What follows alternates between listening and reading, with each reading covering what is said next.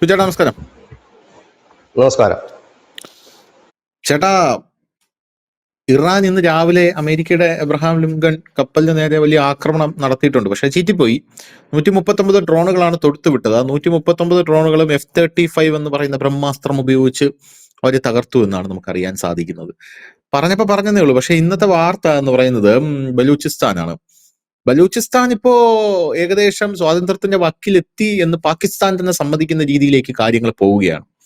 ബലൂചിസ്ഥാനെ സംബന്ധിച്ച് പാകിസ്ഥാൻ തന്നെ പാക് പാർലമെന്റിൽ തന്നെ അവരുടെ ഈ പ്രതിരോധ മന്ത്രിയായിട്ടുള്ള ഖ്വാജ ആസിഫ് പറഞ്ഞിരിക്കുന്ന ഒരു കാര്യം വളരെയധികം ചിന്തിപ്പിക്കുന്ന ഒരു കാര്യമാണ്. അദ്ദേഹം പറഞ്ഞത് ഈ ബലൂചിസ്ഥാൻ എന്ന് പറയുന്ന ആ ഒരു പ്രദേശം ഇനി പാകിസ്ഥാൻ തിരിഞ്ഞു നോക്കണ്ട, അത് കൈവിട്ട് പോയി കഴിഞ്ഞു എന്നാണ് പറയുന്നത്.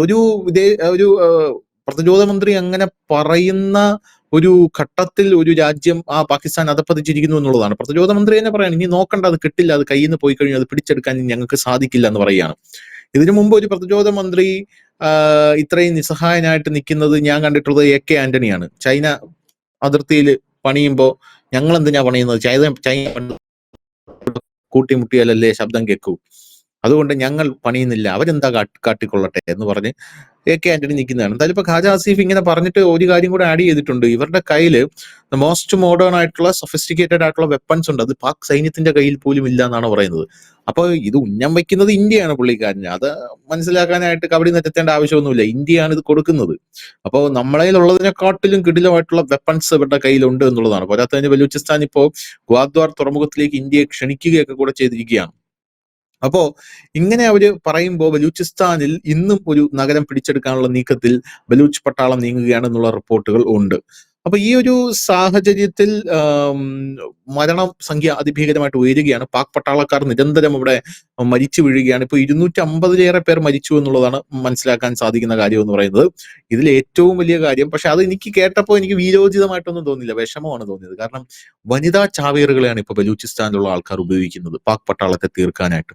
അത് വനിതകളെ അങ്ങനെ ഉപയോഗിക്കുന്നതിനോട് എന്താണ്, അത് കേട്ടപ്പോൾ വല്ലാത്തൊരു ദുഃഖം തോന്നി. കാരണം സ്ത്രീകളെ ഉപയോഗിച്ചുള്ള ഒരു കാര്യം അത് ശരിയായിട്ടുള്ള ഒരു ഇതല്ല എന്നാണ് എനിക്ക് തോന്നുന്നത്. അപ്പൊ എന്തായാലും എന്റെ ചോദ്യം ഇത്രയേ ഉള്ളൂ, പാകിസ്ഥാൻ ബലൂചിസ്ഥാൻ സ്വതന്ത്രമാക്കാൻ പോവുകയാണോ, അല്ലെങ്കിൽ ബലൂച്ച് സ്വാതന്ത്ര്യം നേടാൻ പോവുകയാണോ? ഇവർ ഇനി അടുത്ത നടത്താൻ പോകുന്ന നീക്കം എന്തായിരിക്കും? ബലൂചിസ്ഥാനിൽ ഇപ്പോഴത്തെ അവസ്ഥ ഏകദേശം ഒരു സ്വതന്ത്ര പ്രദേശം കണക്കിനാണ് നടക്കുന്നത്. കൊറ്റ പിടിച്ചെടുക്കുന്നതോട് കൂടി, അതായത് എനിക്ക് തോന്നുന്നു ഓപ്പറേഷൻ സിന്ദൂറിന് തൊട്ട് പിന്നാലെ തന്നെയായിരുന്നു, ആ ഒരു ടൈമിൽ തന്നെയായിരുന്നു നമ്മൾ അവിടെ ഒരു ആക്രമണം നടന്ന അവിടുത്തെ സർക്കാർ മന്ത്രികളൊക്കെ പിടിച്ചെടുക്കുന്നത്. കൊറ്റ എന്ന് പറയുന്നത് അവരുടെ ഈ ഇസ്ലാമാബാദും ബലൂചിസ്ഥാനും തമ്മിൽ ജോയിൻ ചെയ്യുന്ന അല്ലെങ്കിൽ ചേരുന്ന ഒരു പ്രദേശം. ഇവിടുത്തെ ഒരു വലിയ വിഷയം എന്ന് വെച്ചാൽ പാകിസ്ഥാന്റെ 40% ഈ ബലൂചിസ്ഥാൻ പ്രവിശ്യയാണ്. അപ്പോ ഇപ്പൊ ഈ പാകിസ്ഥാന്റെ മന്ത്രി പറഞ്ഞിരിക്കുന്ന കാര്യം, നമുക്ക് അവിടെ ഇപ്പൊ ഇവരെ തുരത്തണമെങ്കിൽ പാകിസ്ഥാന്റെ ഒരു ബഹുഭൂരിപക്ഷം സൈന്യത്തെ അവിടെ അണിനിരത്തേണ്ടി വരും. ബഹുഭൂരിപക്ഷം സൈന്യത്തെ അണിനിരത്തി കഴിഞ്ഞാലും ഈ ബലൂചിസ്ഥാൻ ഈ പോരാളികൾ അല്ലെങ്കിൽ അവിടെ പോരാടുന്നവരെ ഒതുക്കുക പ്രയാസകരമാണ്. കാരണം അവർ ഓരോരുത്തരും 2 ലക്ഷം രൂപ വില വരുന്ന റൈഫിൾസ്, $4,000-5,000 വില വരുന്ന ലേസർ തെർമൽ ഉപകരണങ്ങൾ, ഇതൊക്കെയാണ് ഉപയോഗിക്കുന്നത്. ലേറ്റസ്റ്റ് ആയുധങ്ങളാണ് അവർ ഉപയോഗിക്കുന്നത്. അവരോട് പോരാടി നിൽക്കുക പ്രയാസകരമാണ്. പിന്നെ ഈ രാജ്യത്തിനകത്ത് തന്നെ ഈ രാജ്യത്തിന്റെ ഫോഴ്സിന്റെ ഒരു പകുതി കൂടുതലും കൊണ്ട് വിന്യസിക്കുക എന്ന് പറഞ്ഞ് പോരാടുക എന്ന് പറഞ്ഞാൽ അതും നടക്കാവുന്ന ഒരു കാര്യമല്ല. അതുകൊണ്ട് ഏറെക്കുറെ ബലൂചിസ്ഥാൻ കീഴടക്കുക എന്നുള്ളത് പാകിസ്ഥാൻ സൈന്യത്തിനോ പാകിസ്ഥാനോ കഴിയില്ല എന്ന് അദ്ദേഹം തീർത്തു പറഞ്ഞു. മന്ത്രിയാണ് പറയുന്നത്, സാധാരണപ്പെട്ട ഒരാളല്ല പറയുന്നത്. അപ്പം ഇത് ഏറെക്കുറെ ശരിയാണെന്ന് നമ്മൾ പറയാൻ കാരണം, കുറച്ചു നാൾക്ക് മുമ്പ് ബലൂചിസ്ഥാനിൽ നിന്ന് ഇന്ത്യയുടെ വിദേശകാര്യ മന്ത്രാലയത്തേക്ക് ഒരു കത്ത് വന്നിരുന്നു, തങ്ങളെ ഹെൽപ്പ് ചെയ്യണം മറ്റുള്ള കാര്യങ്ങളൊക്കെ പറഞ്ഞ് വന്നിരുന്നു. ഒരു ഒഫീഷ്യൽ കത്തിന്റെ മാതൃകയാണ്. അന്നേ നമ്മൾ പറഞ്ഞിരുന്നു ഈ കത്തിന് ഇന്ത്യ മറുപടി നൽകില്ല. ഒരു രാജ്യത്തിന് ഒരു കത്ത് അയക്കണമെങ്കിൽ ഒരു സംഘടനയ്ക്ക് വെറുതെ കത്ത് അയക്കാൻ കഴിയില്ല. ആ സംഘടനയ്ക്ക് ഇപ്പം ലോകത്ത് ഒരുപാട് സംഘടനകളുണ്ടല്ലോ, അപ്പൊ അവർക്ക് ചുമ്മാ ഇരുന്ന് ഇന്ത്യക്കും അമേരിക്കയ്ക്കും എതിരെ നടത്താൻ കഴിയില്ല. അങ്ങനെ ഏതെങ്കിലും ഒരു സംഘടന ഉണ്ട്, അത് കമ്മ്യൂണിസ്റ്റ് പാർട്ടി ഓഫ് മാർക്സിസ്റ്റ് കേരളത്തിലെ കമ്മ്യൂണിസ്റ്റുകൾക്കാണ്. ട്രംപിനെതിരെയൊക്കെ പ്രമേയം പാസ്സാക്കുക, കത്തയക്കുക, ഇങ്ങനെയൊക്കെയുള്ള ചില തമാശകൾ കാണിക്കും. പക്ഷെ അങ്ങനെ ഒഫീഷ്യലായിട്ട് പറ്റില്ല, അവരത് ചെയ്തു. അതിനു മുമ്പ് അവരുടെ ബ്രിട്ടനിലാണ് ഈ ബലൂചിസ്ഥാന്റെ ഒരു വലിയ ബുദ്ധികേന്ദ്രങ്ങളും വിദ്യാർത്ഥി പ്രസ്ഥാനക്കാരും ഒക്കെ കൂടുതലുള്ളത്. അവരുടെ പതാകകൾ നാട്ടുകയും അവർ പറയുന്നത് ഞങ്ങളൊരു പ്രവിശ്യയാണ്, ബ്രിട്ടീഷുകാരും ഒപ്പം തന്നെ യൂറോപ്യൻസും ഒക്കെ ഞങ്ങളെ ബലൂചിസ്ഥാനികൾ അല്ലെങ്കിൽ ഞങ്ങളൊരു രാജ്യമായിട്ട് വേണം നിങ്ങൾ കണ്ട് ഞങ്ങളെ കൺസിഡർ ചെയ്യാൻ, ഞങ്ങളെ പാകിസ്ഥാനികൾ എന്ന് പറയരുത് എന്നവർ നേരത്തെ മുതൽ തന്നെ പറയുന്ന ഒരു കാര്യവുമാണ്. ഈ ഒരു സാഹചര്യത്തിലാണ് ഇപ്പോൾ പാകിസ്ഥാൻ തന്നെ തുറന്ന് സമ്മതിക്കുന്നത് തങ്ങൾക്ക് രക്ഷയില്ല, കാരണം ഇനി ഇത് മുമ്പോട്ട് പോകില്ല, ഒന്നെങ്കിൽ അത് സ്വതന്ത്ര പ്രദേശം എന്നുള്ള രീതിയിൽ പാകിസ്ഥാൻ അംഗീകരിക്കേണ്ടതായി വരും. പക്ഷെ അത് അംഗീകരിക്കാൻ കഴിയില്ല. കാരണം ഈ ഒരു പ്രദേശത്തെ വെച്ചുകൊണ്ടാണ് പാകിസ്ഥാൻ ഇത്രയും നാൾ പൈസ ഉണ്ടാക്കിക്കൊണ്ടിരുന്നത്. കാരണം ഈ പ്രദേശത്തെ കാണിച്ച് ചൈനയുടെ പണം വാങ്ങി ഖനനം നടത്താനും മറ്റും അവർക്ക് അനുമതി കൊടുത്ത് ലക്ഷക്കണക്കിന് രൂപ വാങ്ങി ഖനനം കഴിഞ്ഞ് ഇത് കയറ്റി അയക്കാനുള്ള തുറമുഖമായ ഗദ്വാർ തുറമുഖം പണിയിപ്പിച്ചു. അതിന് തൊട്ടിപ്പുറത്തൊരു ഇന്റർനാഷണൽ എയർപോർട്ട് പണിയിപ്പിച്ചു. അവസാനം അവിടെ ഒന്നും ചൈനക്കാർക്ക് നിൽക്കാൻ വയ്യാതെ അവർ ജീവനും കൊണ്ട് പോയി. ഇപ്പൊ ഇത് കാണിച്ചിട്ടാണ് ട്രംപിനെ സൂചിപ്പിച്ചുകൊണ്ടിരിക്കുന്നത്. അമേരിക്കയ്ക്കും പിന്നെ അത് കഴിഞ്ഞിട്ട് ഖനനാനുമതി കൊടുത്തു. ഇതെല്ലാം ഈ ബലൂചിസ്ഥാനിലെ അപൂർവ ധാതുക്കളെയും മറ്റും കാണിച്ചുകൊണ്ടാണ് ഇത്രയും നാൾ പാകിസ്ഥാൻ നിലനിന്നിരുന്നതും ഇനി നിൽക്കാൻ പോകുന്നതും. അങ്ങനെയുള്ളപ്പോൾ അവർക്ക് ഇതിനൊരു സ്വതന്ത്ര പദവി കൊടുക്കാൻ കഴിയില്ല. കാരണം അവരുടെ കയ്യിലുള്ള പ്രധാനപ്പെട്ട സംഭവം പോവുകയാണ്. ഇപ്പൊ നിലവിൽ അവർക്ക് അവിടെ ഒന്നും ചെയ്യാൻ കഴിയുന്നില്ലെങ്കിലും നാളെ നമുക്ക് പറയാമല്ലോ, ഇത് എന്റെ സ്ഥലമാണ്, ഇവിടെ വേണമെങ്കിൽ നിങ്ങൾക്ക് ഇങ്ങനെയൊക്കെയുള്ള കാര്യങ്ങൾ ചെയ്യാമെന്ന് അവർക്ക് പറയാൻ കഴിയും.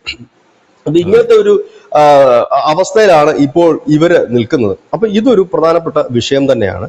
രണ്ടാമത്തെ കാര്യം എന്ന് പറഞ്ഞാൽ ഇവരുടെ കയ്യിൽ എങ്ങനെയാണ് ഈ ആധുനിക രീതിയിലുള്ള ആയുധങ്ങൾ എത്തിയതെന്നൊരു ചോദ്യം വരും. ഇവിടെ സ്വാഭാവികമായി പറഞ്ഞു വെക്കുന്ന ഇന്ത്യയാണ് എന്നുള്ളതാണ്. അതിനെക്കുറിച്ച് നമുക്ക് വ്യക്തമായ ധാരണകളില്ല, ഇല്ലെങ്കിൽ നമ്മൾ ഒഫീഷ്യലായിട്ടൊന്നും നമുക്ക് അറിയുകയുമില്ല. ഏതായാലും ഈ നരേന്ദ്രമോദി സർക്കാർ അധികാരത്തിൽ ഏറിയതിനു ശേഷം അജിത് ഡോവല് ആ സമയത്ത് ബലൂചിസ്ഥാൻ ലിബറേഷൻ ആർമി ആകെ തകർന്നു പോയിരുന്നു. ഈ ഫസ്റ്റ് മോദി സർക്കാർ കയറുന്ന സമയം ആയപ്പോഴേക്കും അവർ തകർന്നു കിടക്കുന്ന സമയം. അവിടെ ഏതാണ്ട് 8ഓളം സംഘടനകൾ ഈ ബലൂചിസ്ഥാന് വേണ്ടിയിട്ട് വാദിച്ചുകൊണ്ട് രംഗത്ത് പോരാട്ടത്തിന്റെ ഭാഗമായി 8ഓളം സംഘടനകളുണ്ട്. ഇദ്ദേഹമാണ് അവിടെ ചെന്ന് ഈ സംഘടനകളെല്ലാം സംഘടിപ്പിച്ച് ഒരു കൊടക്കീഴിലാക്കി, ഒരു ഫെഡറേഷൻ പോലെ ഒരു കൊടക്കീഴിലാക്കി. കാരണം ഈ വിഘടിച്ച് നിന്ന് കഴിഞ്ഞാൽ നിങ്ങൾക്ക് പവർ കുറയും, അതുകൊണ്ട് ഒന്നിച്ച് നിൽക്കണമെന്ന് പറഞ്ഞുകൊണ്ട് ആക്കി. ഇതും അജിത് ഡോവൽ പറഞ്ഞതല്ല, വാഗ്മാധ്യമങ്ങൾ പുറത്തുവിട്ട റിപ്പോർട്ടുകളാണ് ഇങ്ങനെയായിരുന്നു അവിടെ സംഭവിച്ചത് എന്നുള്ളത്. നമ്മൾ അഫ്ഗാനിസ്ഥാനും തമ്മിൽ നല്ല ബന്ധത്തിലാണ്. അഫ്ഗാനിസ്ഥാന്റെ പിന്തുണയോടുകൂടി തന്നെയാണ് ഈ ബലൂചിസ്ഥാൻ ലിബറേഷൻ ആർമിയുടെ പോരാട്ടം നടക്കുന്നത്. അഫ്ഗാനിസ്ഥാൻ മാത്രം വിചാരിച്ചു കഴിഞ്ഞാൽ ബലൂചിസ്ഥാൻ ലിബറേഷൻ ആർമിക്ക് വലിയ മുന്നേറ്റം ഉണ്ടാക്കാൻ കഴിയില്ല. അവർക്ക് അതിനനുസരിച്ചുള്ള ആയുധങ്ങൾ വേണം, പണം ആവശ്യമുണ്ട്, മറ്റു പല കാര്യങ്ങളും വേണം. അപ്പം ഇന്ത്യയോട് അവരൊരിക്കലും സൈനികപരമായ സഹായം അവർ ആവശ്യപ്പെട്ടിട്ടില്ല. അവർ ഈ അടുത്ത കാലത്ത് ഒഫീഷ്യലായിട്ട് ആവശ്യപ്പെട്ടിരിക്കുന്ന മാനുഷികമായ പരിഗണന ഞങ്ങൾക്ക് തരണമെന്ന് മാത്രമാണ്. പോരാടാൻ പണം തരണമെന്ന് ഒന്നും അവർ പറഞ്ഞിട്ടില്ല. പക്ഷെ നമ്മൾ കണ്ടിരിക്കുന്ന ലോകത്തെ പല ഇസ്ലാമിക സംഘടനകളും ഹമാസ് ഉൾപ്പെടെ പണസമാഹരണം നടത്താറുണ്ടെങ്കിൽ ഇവർ അത്തരത്തിലൊന്നും നടത്തിയിട്ടില്ല. അവർക്ക് പണം കിട്ടുന്നുണ്ടാകും. കാരണം $20,000 വെച്ചിട്ട് അവിടുത്തെ ഒരു പോരാളിക്ക് ചെലവഴിക്കുന്നുണ്ടെന്നാണ് ഖാജ ആസിഫ് പറയുന്നത്. $20,000 ചെറിയ തുകയല്ല. ഒരുപക്ഷെ പാകിസ്ഥാൻ സൈനികർക്ക് പോലും. അപ്പം ഇങ്ങനെയൊക്കെയാണ് അവർ പറയുന്നത്.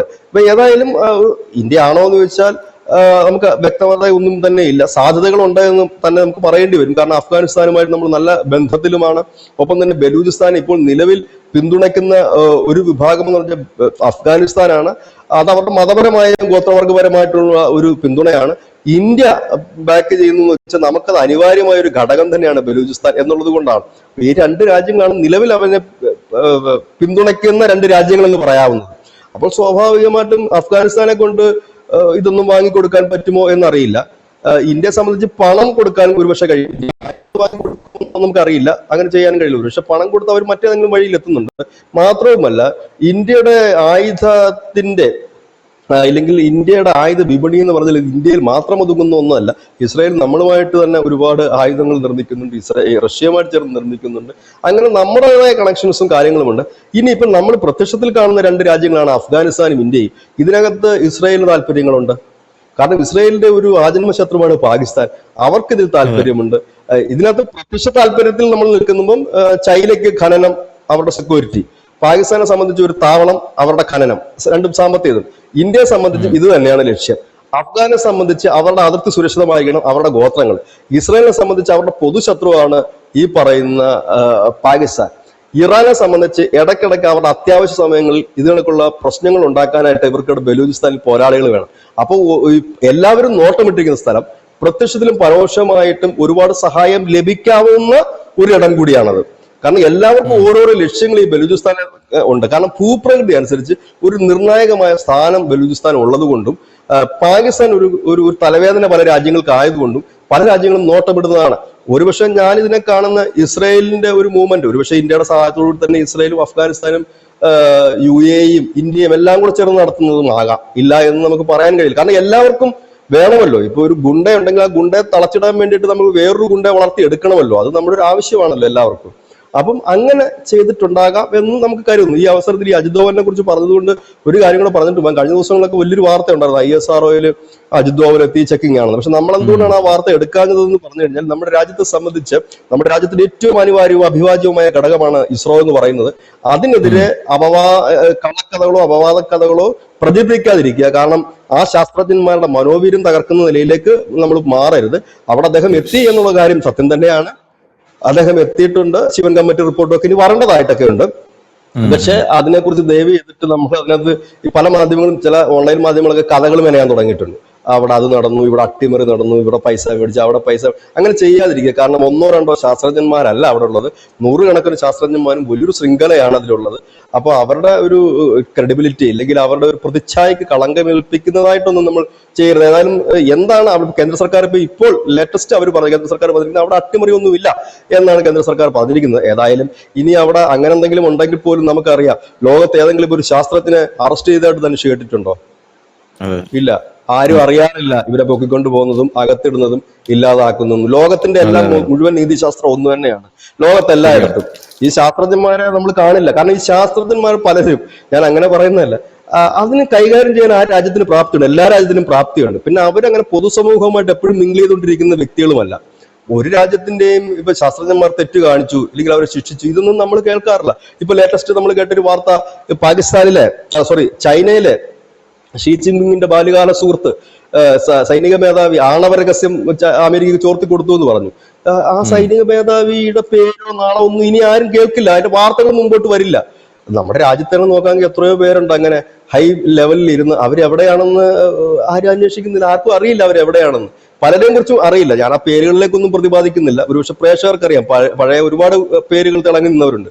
അതൊക്കെ രാജ്യത്തിന് കൈകാര്യം ചെയ്യാൻ നന്നായിട്ട് അറിയാം. പക്ഷെ നമ്മൾ ഇതിന്റെ പേരിൽ നമ്മൾ ഈ ഇത്തരത്തിലുള്ള കഥകൾ മെനയുമ്പോൾ അതിനകത്തൊരു പ്രശ്നം എന്ന് വെച്ചാൽ, ഇസ്രോ കണക്ക് ലോകോത്തര നിലവാരമുള്ള നമ്മുടെ സ്പേസ് സെന്ററിന്റെ മോശം ഇമേജ് വരുത്തുന്നതിന് വേണ്ടി അത് മാറും. അത് മറ്റുള്ളവർക്ക് അത് കളിയാക്കുന്നതിനോ ഇല്ലെങ്കിൽ അവിടെ മോശമാണെന്ന് പറയുന്നതിനോ ഇടവരും. കാരണം നമ്മളുടെ രാജ്യം നമുക്ക് വേണ്ടി മാത്രമല്ല ഉപഗ്രഹങ്ങൾ നിർമ്മിക്കുന്നത്, നമ്മൾ ഉപഗ്രഹങ്ങൾ മറ്റുള്ള രാജ്യങ്ങൾക്ക് വേണ്ടി നിർമ്മിച്ച ഒരു കച്ചവട സ്ഥാപനം കൂടിയാണ്. കാരണം ഏറ്റവും കുറഞ്ഞ ചെലവിൽ ലോകത്തെ പല രാജ്യങ്ങൾക്ക് ഉപഗ്രഹം നിർമ്മിച്ച് വിക്ഷേപണം ചെയ്യുന്ന ഒരു രാജ്യം കൂടിയാണ് എന്നുകൂടി നമ്മൾ മനസ്സിലാക്കേണ്ടതായിട്ടുണ്ട്. അതുകൊണ്ട് നമുക്ക് സത്യം അറിയുന്നവരെ കാത്തിരിക്കാം. എന്തായാലും അജിത് ഡോവൽ വന്നത് സത്യം തന്നെയാണ്, അദ്ദേഹം ഈ അന്വേഷണത്തിന്റെ ഭാഗമായിട്ട് വന്നതുമാണ്. അതൊക്കെ തെറ്റാണെന്ന് നമ്മൾ പറയുന്നില്ല, എല്ലാം ശരിയാണ്. പക്ഷെ അതിന്റെ മറ്റു കഥകളിലൊന്നും വിവരങ്ങൾ അറിയാതെ അതിലേക്ക് പോകാൻ നമ്മൾ താല്പര്യപ്പെടുന്നില്ല. എല്ലാവരോടും അത് പറയാനുള്ളത് അത് തന്നെയാണ്. ഏതായാലും വെയിറ്റ് ചെയ്യുക. മറ്റു സ്ഥാപനങ്ങളൊക്കെ അല്ല, ഇപ്പൊ നമ്മുടെ എന്താ പറയുക, നമ്മുടെ സഹകരണ സംഘത്തിൽ നടക്കുന്ന അഴിമതിയിലെ കാര്യങ്ങളോ അതുപോലെ നമുക്ക് ഇങ്ങനെ ദിനംപ്രതി ചർച്ച ചെയ്യാൻ പറ്റുന്ന ഒരു വിഷയമല്ല അത്. കുറച്ചുകൂടെ ഒക്കെ നമ്മൾ വലിയ രീതിയിൽ തന്നെ ചിന്തിക്കേണ്ടതായ ഒരു വിഷയമാണ്. കാരണം രാജ്യത്തിന്റെ ബ്രെയിനാണ് എന്നുള്ളതാണ് അതിന്റെ പ്രശ്നം.